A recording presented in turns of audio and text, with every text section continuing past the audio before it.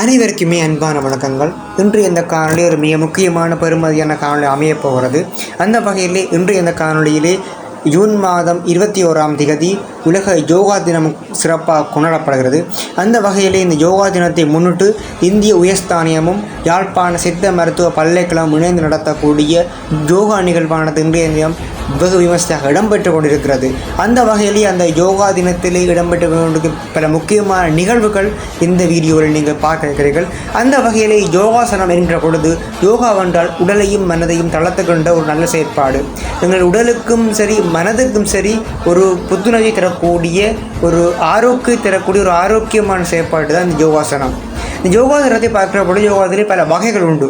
அந்த வகையிலே இந்த யோகாசனத்திலே நாங்கள் செய்கிற பொழுது ஒரு முக்கியமான வகை தான் சூரிய நமஸ்காரம். அந்த சூரிய நமஸ்காரம் யோகாசனத்தில் மிக முக்கியமான வகையாக கருதப்படுகிறது. அந்த வகையில் இந்த யோகாசனத்தை நாங்கள் செய்வதால் என்னென்ன நன்மைகள் எங்களுக்கு கிடைக்கும் என்று பார்க்குற பொழுது உடல் ஆரோக்கியம் பெறும், உடல் மனம் வலுவாக்கும், ஆயுள் அதிகரிக்கும், உடல் அழகாக பேணப்படும், உடல் வளையும் தன்மையாக பேணப்படும், உடல் இரத்த ஓட்டம் சீராக்கப்படும். அதே போல் பிராணாயாமம் செய்கிற பொழுது சுவாசம் சீராக்கப்படும். அதே போல் புலனடக்கங்கள் சீராக்கப்படும். அது மட்டுமல்லாது எங்களுடைய ஞாபக சக்தியை மேம்படுத்துவதற்காக சூப்பர் பிரெயின் யோகா, அதாவது தோப்புக்கரணம் மிக சிறப்பான யோகா கருதப்படுகிறது.